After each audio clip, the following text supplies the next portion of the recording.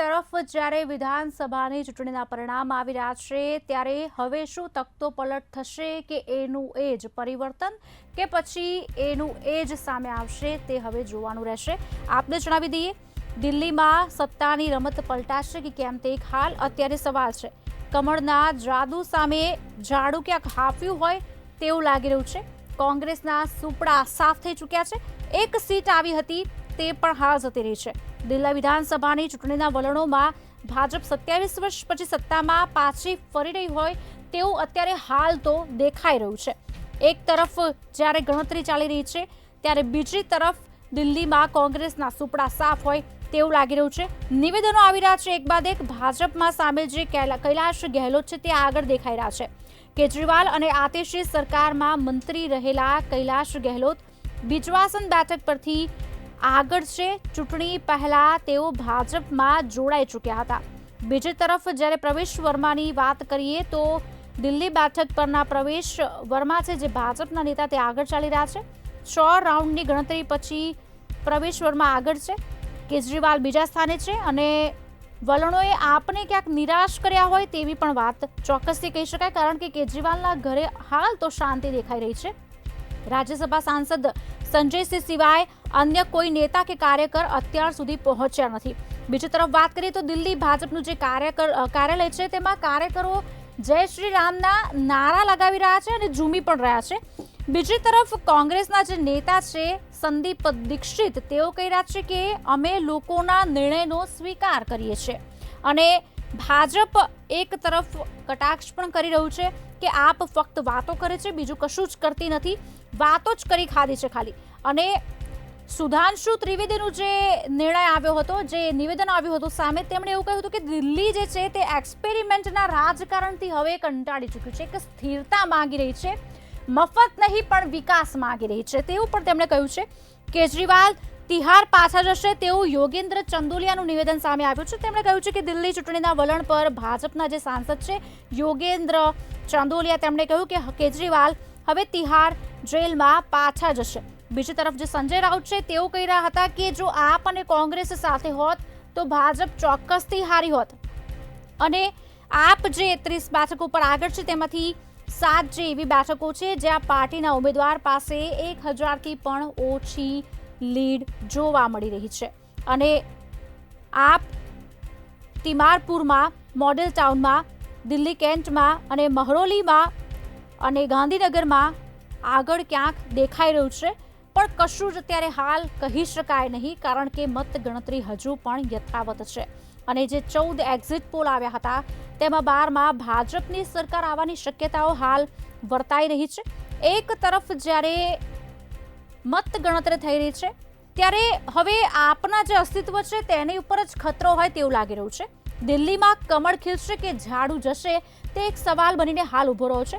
કેજરીવાલની જે યમુનામાં ડૂબકી છે અને જીત પછી ભાજપ સામે પણ 3 મોટી ચેલેન્જ તો હજી છે જ, એટલે એવું પણ નથી કે દિલ્હી સીટ જે છે તે સર કરી નાખી એટલે જંગ જીત્યા। તેમની પાસે 3 મોટી ચેલેન્જો હજી પણ ઊભી છે કે તેમાં તેમને સાબિત ચોક્કસથી થવું પડે તેમ છે।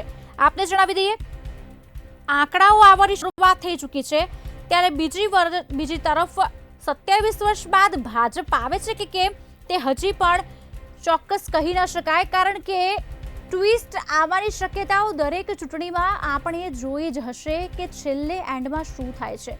પણ અત્યારે એક્ઝિટ પોલ પ્રમાણે જોવા જઈએ અને મતગણતરી પ્રમાણે જોવા જઈએ તો ભાજપ આગળ જોવા મળી રહ્યું છે। સવાલ હવે એ થઈ રહ્યો છે કે 27 વર્ષનો વનવાસ પૂર્ણ થશે કે કેમ, ટ્વિસ્ટ આવશે કે કેમ। ઈસીના જે આંકડા છે તેમાંથી 70માંથી 43 સીટ પર ભાજપ આગળ જોવા મળી રહી છે અને કોંગ્રેસની જે એક સીટ હતી તેમાં કોંગ્રેસના સુપડા તો સાફ થઈ ગયા છે।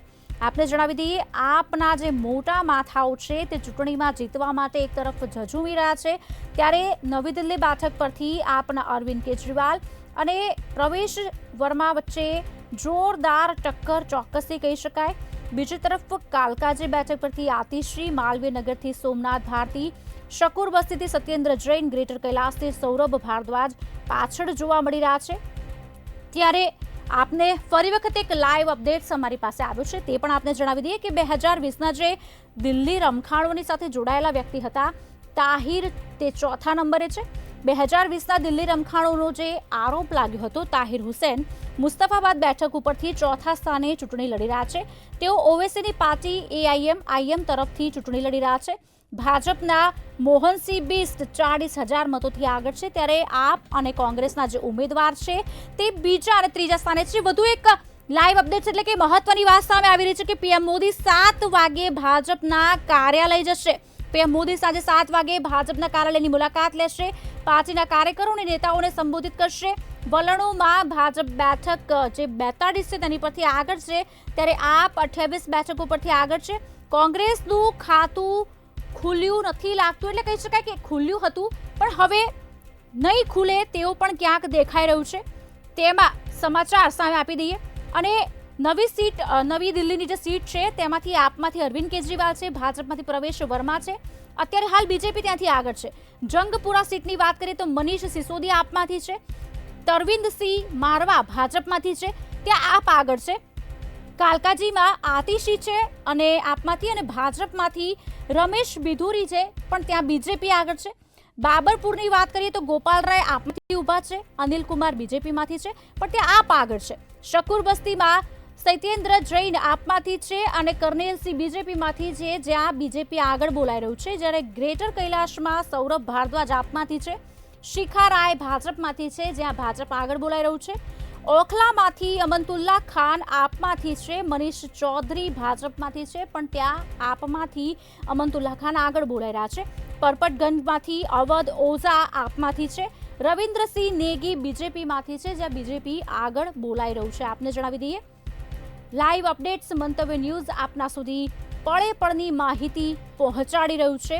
ત્યારે સવાલ હવે એ થઈ રહ્યો છે કે શું દિલ્હીના પરિણામમાં ટ્વિસ્ટ આવશે કે કેમ? ભાજપ 50માંથી 41 સીટ પર આવ્યું છે.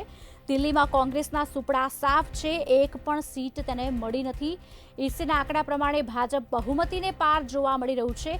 ત્યારે ભાજપે દિલ્હીમાં 27 વર્ષનો વનવાસ પૂર્ણ થશે કે કેમ તે એક સવાલ હાલ થઈ રહ્યો છે. પણ ત્યારે લોકો પાસેથી, દિલ્હીના લોકો પાસેથી મિજાજ જાણવાની કોશિશ કરવામાં આવી ત્યારે મિશ્ર પ્રતિસાદ પણ મળ્યો છે અને ઓટો ડ્રાઈવર્સ જે છે તેઓ કંઈક અલગ જ કહી રહ્યા છે, વેપારીઓ પણ કંઈક અલગ કહી રહ્યા છે. અને આ જ વિશે વધુ વાતચીત કરીશું. અમારા સંવાદદાતા કિંજલ બોરીસા ન્યૂઝરૂમથી અમારી સાથે લાઈવ જોડાઈ ચૂક્યા છે. કિંજલ, એક બાદ એક મત ગણતરીના ધીરે ધીરે પરિણામ સામે આવી રહ્યા છે. કોંગ્રેસના તો સુપડા સાફ થઈ ચૂક્યા હોય તેવું લાગી રહ્યું છે, આપ પાછળ ચાલી રહ્યું છે, બીજેપી બહુમતીને પાર હોય તેવા દ્રશ્યો હાથ સર્જાઈ રહ્યા છે. ક્યાંક ઉત્સાહનો માહોલ પણ જોવા મળી રહ્યો છે. વધુ વિગત આપની પાસેથી લઈશું. ચોક્કસથી 2 કલાક થઈ ગયા છે અને ચૂંટણીના પરિણામો ધીમે ધીમે આવી રહ્યા છે ને તેવી જ રીતે જ્યારે નરેન્દ્ર મોદીએ તેમના પ્રચારમાં કહ્યું હતું કે આપદા આ વખતે સાફ થવાની છે અને તેવી જ રીતે જે રુઝાન પણ ધીમે ધીમે આગળ વધી રહ્યું છે. ઇલેક્શન કમિશનની જે વેબસાઇટ છે તેમાં ઓફિશિયલ જે બીજેપી છે તેની 45 જે બેઠકો છે તે બતાવાઈ રહી છે અને આમ આદમી પાર્ટીની માત્ર જે 25 બેઠકો છે, એટલે કે બહુમતીની પાર છે બીજેપી પહોંચી ગયું છે. આ દિલ્હીનો જે નકશો છે અને તેમાં આપનો જે કલર છે તે ખૂબ જ ઓછો દેખાઈ રહ્યો છે અને જે તમામ જગ્યામાં દિલ્હીમાં જાણે કે ભગવો લહેરાઈ ગયો હોય તેવો દિલ્હીના નકશામાં પણ જોવા મળી રહ્યું છે. કારણ કે 27 વર્ષ બાદ ખુશાલી દિલ્હીની વિધાનસભામાં જ્યારે ભાજપ છે તે પહોંચ્યું છે. સૌથી વધારે જો દિલ્હીની સીટોની વાત કરવામાં આવે તો નવી દિલ્હી, કે જ્યાંથી કેજરીવાલ ખુદ પોતે મેદાનમાં ઉતર્યા હતા, ત્યાંથી કેજરીવાલ પોતે જ પાછળ ચાલી રહ્યા છે. આ નવી દિલ્હીની વાત કરવામાં આવે તો ત્યાંથી જે પ્રવેશ સિંહ છે ભાજપના, તેમણે આગળ ચાલી રહ્યા છે અને અરવિંદ કેજરીવાલ કે જે આમ આદમી પાર્ટીના મુખ્ય ચહેરો હતા, આમ આદમી પાર્ટીના સુપ્રીમો હતા અને તે નવી દિલ્હી સીટ ઉપરથી ઉતર્યા હતા મેદાનમાં અને તેઓ પણ પાછળ ચાલી રહ્યા છે. સાથે વાત કરવામાં આવે તો આતિશી, કે જેઓ થોડા સમય પહેલા દિલ્હીના મુખ્યમંત્રી બન્યા હતા અને તેમણે પણ અત્યારે જે પાછળ ચાલી રહ્યા છે.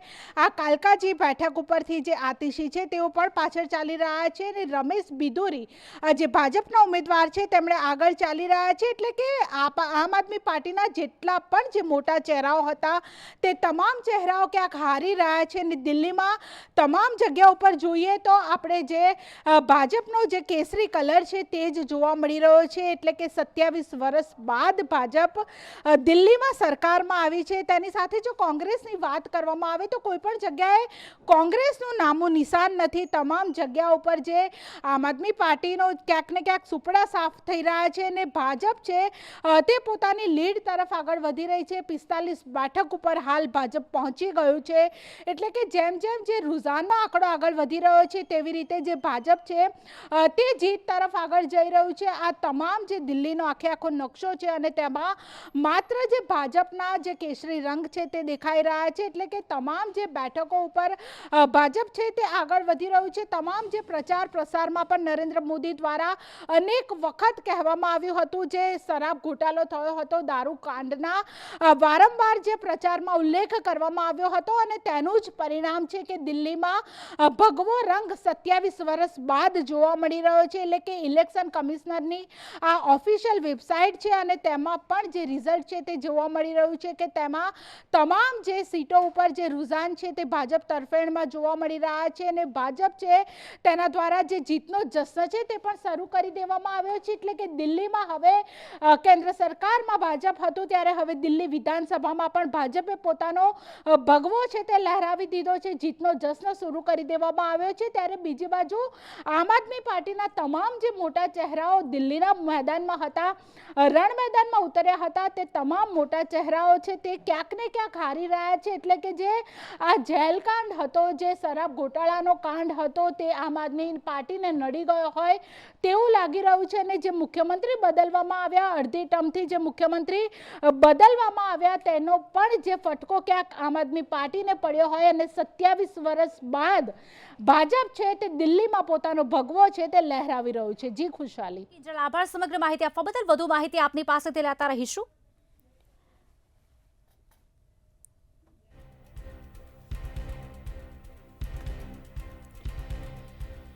તો એક તરફ ત્યારે દિલ્હીમાં ક્યાંક જશ્નનો માહોલ છે, જય શ્રી રામના નારા લાગી રહ્યા છે, ભગવો લહેરાશે તેવી વાત પણ સામે આવી રહી છે. પ્રફુલભાઈ, એક વાત તો એ પણ કહી શકાય કે જો કદાચની જો અને તોની અત્યારે હાલ સ્થિતિ છે, જો આપ આવી ગયું તો પણ અરવિંદ કેજરીવાલ માટે સીએમ બનવું તે પડકારજનક કહી શકાય, કારણ કે તેઓ પોતે દારૂ નીતિમાં જામીન પર છે, બહાર છે અને સુપ્રીમ કોર્ટે અમુક શરતો પણ સામે મૂકી છે. એટલે તેમના માટે તો નેક્સ્ટ ઇમ્પોસિબલ જ છે આ સીએમ પદ માટે. તો ખુશાલી, જેમ જેમ સમય પસાર થતો જાય છે ને એમ ભાજપની બેઠકોમાં ચેન્જ આવી રહ્યો છે, વધતી જાય છે. આપણે આ 10 મિનિટ દરમિયાન વાતો કરીને એ દરમિયાનના જો હું તમને આંકડા આપું ને તો 43 ભાજપ અને 27 આમ આદમી પાર્ટી હતી. ત્યારબાદ 42 થઈ અને 28 આમ આદમી પાર્ટી થઈ. ત્યારબાદ 41-29 થયા. ત્યારબાદ 44-26 થયા અને છેલ્લે અત્યારે બીજેપી 45 ઉપર છે અને 25 ઉપર ભાજપ. એટલે 20 બેઠકનો બહુ મોટો તફાવત છે. હવે જેમ જેમ અંત આવતો જાય છે ને એમ જો તફાવત છે ને એ કાપવાનું અઘરું થતું જાય. હવે છે ને લગભગ એકાદ કલાકમાં રિઝલ્ટ કદાચ ક્લિયર થઈ જાય તો હવે જેમ જેમ એ ગેપ વધતો જાય ને એ કાપવાનું ઘણું બધું કષ્ટદાયક. પહેલાં 5 જ બેઠકનો તફાવત હતો વચ્ચે, જ્યારે અત્યારે પાછો 20 બેઠકનો તફાવત થઈ ગયો છે. એટલે ભારતીય જનતા પાર્ટીમાં જશ્નનો માહોલ એટલે છે કે લગભગ એની જીત છે એ તય થતી જાય છે. આમ આદમી પાર્ટી છે એના નેતાઓ જ હારી રહ્યા છે. કેજરીવાલ પાછળ છે, આતિશી પાછળ છે. એટલે એના જે મોટા નેતાઓ છે, બે મુખ્યમંત્રી હતા. આતિશી છેલ્લા થોડા સમય માટે હતા, કેજરીવાલ લાંબા સમય માટે હતા. એ જે સુપ્રીમો છે આમ આદમી પાર્ટીના એ જ અત્યારે પાછળ છે. હવે પછી ફરી આગળના ઈવીએમમાં આગળ નીકળે તો કશું નવું ના કહી શકાય, પરંતુ અત્યારે આપણે બોલી રહ્યા છીએ ત્યારે ચોક્કસપણે પાછળ છે. એટલે આમ આદમી પાર્ટીની જીતવાના ચાન્સ છે અત્યંત ધૂંધળા થતા જાય છે જેમ જેમ આપણો રુઝાન આવતા જાય છે એ રીતે. હવે આમ આદમી પાર્ટી અને ભારતીય જનતા પાર્ટીના જે પ્રચારની ટેકનિકો હતી એની જો તમે વાત કરો તો ભાજપ છે એ એકદમ આક્રમક હતું અને દેશભરના એમના જે અગ્રણી નેતાઓ હતા એને ત્યાં પ્રચારમાં મૂકી દીધા હતા. જે પદ્ધતિ એમણે મહારાષ્ટ્રમાં અપનાવી હતી. ભારતીય જનતા પાર્ટી કોઈ પણ ચૂંટણી આવવાની હોય ને 6 મહિના પહેલાં તૈયારીઓ શરૂ કરી દેતા હોય છે. ત્યાંના પ્રશ્નો, ત્યાંની સમસ્યાઓ, ત્યાંને લોકોના મનમાં પડેલી વાતો, ત્યાંના પીડતા પ્રશ્નો, આ બધાનો અભ્યાસ કરી અને એનો એ પ્રચારમાં અને એમના ચૂંટણી ઢંઢેરામાં ને એ બધામાં ઉપયોગ કરતા હોય છે. હવે ત્યાં જે મફતની વાતો જે શરૂ કરી છે અરવિંદ કેજરીવાલે, એ રસ્તે એમણે પણ શરૂ કરી હતી, એમણે પણ એવા જ વચનો આપ્યા છે. એટલે જે મફતની રેવડી તમે કહો છો એ બધાય પક્ષો હવે યુઝ કરતા થઈ ગયા છે.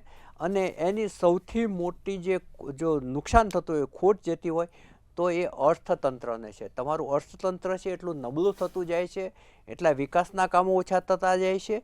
એટલું જ નહીં, એક રાજ્ય અને બીજા રાજ્યની પ્રજા વચ્ચે ભેદભાવની રેખા ઊભી થતી જાય છે. દાખલા તરીકે ગુજરાત અને રાજસ્થાન પડોશી રાજ્ય છે. જો રાજસ્થાનમાં ગેસનો બાટલો સસ્તો મળે અને ગુજરાતમાં મોંઘો મળે તો એ પ્રજા વચ્ચે ભેદભાવ ઊભો થતો હોય છે. જ્યારે તમારું બંધારણ એમ કહે છે કે તમામ રાજ્યો અને તમામ પ્રજાજનોને એક સરખે ન્યાય મળવો જોઈએ, એમાં ક્યાંક ડેન્ટ પડે છે. એટલે આ મફતની રેવડીની પદ્ધતિ ચાલુ થઈ છે, એ ભારતીય અર્થતંત્રને, રાજકારણને અને સમાજકારણને ત્રણેયને નુકસાન પહોંચાડનારી છે, જે તમામ પક્ષો અત્યારે એમના ભાષણોમાં અપનાવી રહ્યા છે, જે આપણને દિલ્હીમાં ખાસ જોવા મળ્યું. કારણ કે આ જે મફત વીજળી, મફત પાણી, આ બધી વાતો શરૂ કરનાર આમ આદમી પાર્ટી હતી, અને એ આમ આદમી પાર્ટી એનું ચિહ્ન પણ જાડું રાખ્યું હતું, એકદમ સામાન્ય માણસનું. હવે એ આખી જે એની જે રાજકારણની એણે જે ટર્મિનોલોજી ઊભી કરી, એણે વિચારધારા ઊભી કરી, એના બીજા પક્ષો ઉપર પણ એની અસર જોવા મળે છે. અને જો તમે દિલ્હીની જ વાત કરો પરિણામોની, તો અત્યારે ભાજપ છે એ સડસડાટ આગળ નીકળી રહ્યું છે. અને એ વડાપ્રધાનશ્રીને પણ અંદેશો એમને કહ્યું છે ને સાંજે એ ત્યાં ભારતીય જનતા પાર્ટીના કાર્યાલયે જવાના છે. એનો અર્થ જે થયો કે ભારતીય જનતા પાર્ટી જીત તરફ ઝડપભેર આગળ વધી રહી છે. ચોક્કસથી આ જ વિષય પર મનોજ તિવારીનું નિવેદન સામે આવી રહ્યું છે, તેઓ શું કહી રહ્યા છે તે પણ સાંભળી લઈશું. शुरुआती रुझान में बीजेपी बहुत आगे है, 40 प्लस सीटों पे अपना रुझान में बढ़त है, और मुझे लगता है कि ये थोड़ा उधर इंतजार करेंगे हम, इससे भी बेहतर टैली आके रुकेगी, ऐसा मेरा विश्वास है. मगर अब आज तो बहुत ज़्यादा बोलने की आवश्यकता नहीं है. ये जरूर दिख रहा है कि दिल्ली की जनता ने मोदी जी की गारंटी को स्वीकार किया है, और यही फाइनल टैली होगी, ऐसे ही, ऐसा मेरा विश्वास है. देखिए, इस बार मनीष जी ट्रेंड दिखने को मिल रहा है, जैसे पहले 2 बार में दिखा था कि पूरी तरह से एक तरफा दिखा था, लेकिन इस बार जो है बीजेपी की तरफ भी काफी ज्यादा बढ़त है. तो क्या वजह रही है? दिल्ली वालों की नाराजगी है, क्या है? देखिए, उसमें कोई दो राय नहीं है. दिल्ली का प्रत्येक तबका अब आम आदमी पार्टी से दूर हो गया है. रुझान में वो दिख रहा है, एग्जिट पोल में भी दिख रहा था, और मुझे लगता है कि आज रिजल्ट वैसा ही होगा कि आम आदमी पार्टी ने जिस प्रकार से अकर्मण्यता दिखाई, जैसे उन्होंने जनता को तकलीफ दिया, स्वयं भ्रष्टाचार किया, शीश महल की प्रवृत्ति रही, तो आज जनता उसका रिजल्ट दे रही है. और मुझे पूरा विश्वास लगता है कि अंत तक ऐसे ही रिजल्ट आएगा. एक और जो चीज देखने को मिल रही है कि अभी तक कांग्रेस का कहीं अकाउंट खुलता हुआ नहीं दिख रहा है इस बार. नहीं, कांग्रेस अभी किसी तरह, मुझे लगता है कि जो मैं वोट शेयर देख रहा हूं, तो लगता है कांग्रेस अपने भविष्य को लेकर के चिंतित दिख रही है, लेकिन खाता खोलने का तो मुझे भी कहीं से अंदेशा नहीं दिख रहा है. તો એક બાદ એક તમામ રાજનેતાઓ છે તેમના નિવેદનની શરૂઆત થઈ છે, ક્યાંક જીતની આશા વ્યક્ત કરી રહ્યા છે. પણ આપને જણાવી દઈએ કે એક તરફ જો દિલ્હીના પરિણામો આજે આવી રહ્યા છે, એક્ઝિટ પોલ કહી રહ્યા છે કે દિલ્હીમાં ભાજપ જીતશે, ત્યારે આમ આદમી પાર્ટીનો દાવો છે કે દિલ્હીમાં ફરી એકવાર તેમની સરકાર બની રહી છે. જો કે જીત અને હાર બંનેની પરિસ્થિતિમાં કેજરીવાલ અને તેમના પક્ષ પર અસર પડી શકે તેવું પણ લાગી રહ્યું છે, કારણ કે પોતાનો ગઢ જો દિલ્હી હાર્યા તો પછી આપ તૂટી શકે તેવા એંધાણો તો અત્યારથી જ વર્તાઈ રહ્યા છે. પ્રફુલભાઈ, શું કહેવું છે આપનું આ વિષય પર? ચોક્કસપણે જે પાર્ટીની હાર થાય ને એની સાથે જોડાયેલા કાર્યકરો અને નેતાઓ, કારણ કે કાર્યકરો અને નેતાઓ એક ચોક્કસ અપેક્ષાથી, ચોક્કસ આશાથી, ચોક્કસ સપનાઓ જોઈ અને રાજકારણમાં આવ્યા હોય છે. હવે જો વિરોધ પક્ષમાં બેસવાનું આવે તો મને શું મળશે અને હું સત્તાધારી પાર્ટી સાથે જોડાઈશ તો મને શું મળશે, આ બે વસ્તુનું એ જ્યારે સમીકરણ મૂકે ને ત્યારે એ સત્તાધારી પાર્ટી તરફ ઢળી જતું હોય છે.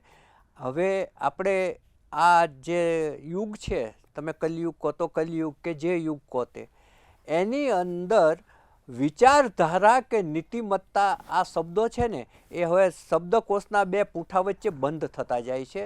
કોઈ વિચારધારા સાથે સંકળાયેલું નથી, માત્ર સત્તા અને પોતાની જે અપેક્ષાઓ હોય છે સંતોષાય એના ઉપર જ એ લોકો ભાર આપતા હોય છે. એટલે જો આમ આદમી પાર્ટી હારશે તો ચોક્કસપણે એના જે વાણ ડૂબવાનું હોય ત્યારે ઉંદરડાઓ કૂદી જ જાય. આ એક સનાતન સત્ય છે અને એના પરથી કહેવતો આવેલી છે કે ડૂબતા વાણ હોય ત્યારે એમાંથી ઉંદરડાઓ પહેલાં કૂદે. એટલે જે લોકો આવા હશે એ ચોક્કસપણે આમ આદમી પાર્ટીના વાણમાંથી કૂદી જવાના છે. એટલે જો આમ આદમી પાર્ટી હારી તો ચોક્કસપણે એના ભાગલા થવાના છે. આપણે આ પહેલાં ખુશાલી એક વાત જે યમુનાની તમે કરી હતી, હવે યમુના નદી છે ને, યમુના નદી આ વખતે રાજકારણમાં આવી હતી કારણ કે આમ આદમી પાર્ટીએ જ્યારે સત્તાના સૂત્રો સંભાળ્યા ત્યારે એમણે કહ્યું હતું કે અમે યમુનાને છે એ શુદ્ધ કરીશું, એમાંથી પ્રદૂષણ હટાવીશું. એટલે હવે એક બાબત એક સારી જ એ રાજકારણમાં દેખાવા માંડે છે કે પ્રદૂષણ પણ ચૂંટણીનો મુદ્દો બની શકે છે. હવાનું પ્રદૂષણ અને પાણીનું પ્રદૂષણ, આ બે પ્રદૂષણ માનવ આરોગ્ય માટે સૌથી જોખમી છે. હવે એ કરી શક્યા નથી અને કરી શક્યા નથી એનું કારણ એ છે કે સતત જે કંપનીઓ હોય છે ને એનું કેમિકલયુક્ત ગંદુ પાણી એને ટ્રીટ કરીને છોડવાનું હોય, જલાશયોની અંદર એને બદલે ટ્રીટ કર્યા વગર છોડતા હોય છે. એને કારણે આપણે માટે બહુ જ એક આઘાતજનક જો સત્ય હોય તો એ સત્ય એ છે કે આપણે આપણા જળ સ્ત્રોતોને ગંદા કરી રહ્યા છીએ. એક પણ નદી ચોખ્ખી નથી રહેવા દેતી, એક પણ તળાવ ચોખ્ખું નથી રહેવા દેતું. આપણા બાપ દાદાઓ, આપણા જે વડીલો હતા એ ડાહ્યા હતા કે એમણે એવી જગ્યાએ ગામો વસાવ્યા હતા કે એની ભાવિ પેઢીને પાણીની તંગી ના પડે એટલા માટે નદી કિનારે અને તળાવ કિનારે એમણે ગામો વસાવ્યા હતા. પરંતુ એ જ તળાવ અને એ જ નદી કિનારે જે ઔદ્યોગિક વિકાસ થયો તો એ ઔદ્યોગિક વિકાસ કરનારાઓ એનું ગંદુ પાણી ટ્રીટ કર્યા વગર એ જળ સ્ત્રોતોમાં છોડે છે અને જળ સ્ત્રોતોને ગંદા કરે છે. એ પૈકીની યમુના એક છે. એટલે યમુના છે એ પણ આ વખતે પ્રચારમાં અને રાજકારણમાં આવી હતી. એટલું જ નહીં, કેજરીવાલે તો ત્યાં સુધીનો આક્ષેપ કર્યો હતો કે યમુનામાં ઝેર ભેળવવાનું આવે છે અને વડાપ્રધાને એમ કહ્યું કે હું એ જ યમુનાનું પાણી પીવું છું. તમે જુઓ કે રાજકારણ કેટલી નીચી કક્ષાએ જઈ રહ્યું છે કે જળ સ્ત્રોતમાં કોઈ ઝેર, આવા આક્ષેપો કરવામાં આવી રહ્યા છે અને એના ખુલાસાઓ કરવામાં આવી રહ્યા છે. એટલે આપણા રાજકારણનું સ્તર છે એ અસામાન્ય રીતે નીચું ઉતરતું જાય છે, અસામાન્ય રીતે હોર્સ ટ્રેડિંગ થતું જાય છે, અસામાન્ય રીતે પક્ષપલટા થાય છે, અસામાન્ય રીતે વિચારધારાની એસી તેસી કરાય છે. પ્રફુલભાઈ, એક છેલ્લો સવાલ. આપે જે પ્રમાણે યમુનાની વાત કરી, સહેમત છું એ વાતથી, પણ જ્યારે મોદીએ આ વસ્તુની વાત કરી કે ભાઈ યમુનાનું જળ હું પીઉં છું, હરિયાણાના સીએમે પાણી પીધું, સાથે કેજરીવાલે એવો આક્ષેપ કર્યો કે સૈનીએ પાણી નહોતું પીધું, થૂંક્યું હતું. એટલે હવે યમુના પર પણ રાજકારણ થવા જઈ રહી છે. યમુના જે કુદરતી સ્ત્રોત કહી શકાય તેને પણ આ લોકો રાજકારણમાં વચ્ચે લઈ રહ્યા છે અને એનો તો કોઈ વિષય આવતો જ નથી. છતાં પણ મેનિફેસ્ટો, ઢંઢેરો જે પણ વિષય કહેવામાં આવે તેમાં ઘણો બધો ઉલ્લેખ કરવામાં આવ્યો. અને છેલ્લે ખાલી વાર્તા, ખુશાલી, નદી છે ને એ માત્ર જળ સ્ત્રોત નથી, એ તમારા માટે એક પવિત્ર સ્થાન છે. તમે જુઓ અત્યારે ગંગા સ્નાન કરવા માટે કેટલા લોકો પડાપડી કરે છે. નદીને તમે માતા ગણી છે તમારા ધર્મની અંદર. જો તમે સનાતન ધર્મની વાત કરતા હોય તો તમારી 5 માતાઓ છે: ગાય, તુલસી, નદી, પૃથ્વી અને તમારી સાચી માતા. 5 માતાઓ છે, પૈકીની નદી છે તમારી માતા છે અને એને ચોખ્ખી રાખવી એ સમાજની જવાબદારી છે.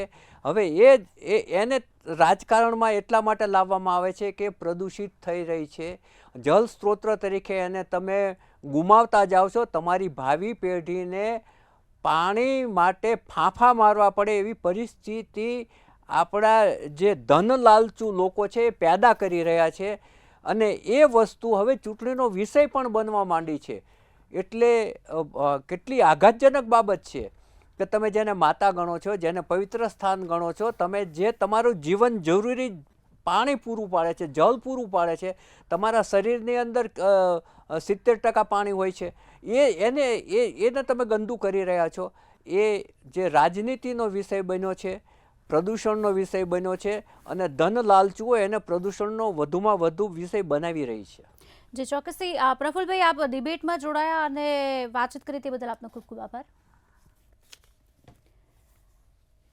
ટ્રેન્ડ અલગ બોલી રહ્યો છે, રુઝાન અલગ બોલી રહ્યા છે અને એક્ઝિટ પોલ પણ અલગ બોલી રહ્યા છે અને અત્યારે હાલ ભાજપ આગળ દેખાઈ રહ્યું છે. મંતવ્ય ન્યૂઝ પડે પડની માહિતી આપના સુધી પહોંચાડતું રહેશે, પણ અત્યારે રોકાઈશું આપણે અને વધુ સમાચાર માટે આપ જોતા રહો મંતવ્ય ન્યૂઝ. મને આપશો રજા. નમસ્કાર.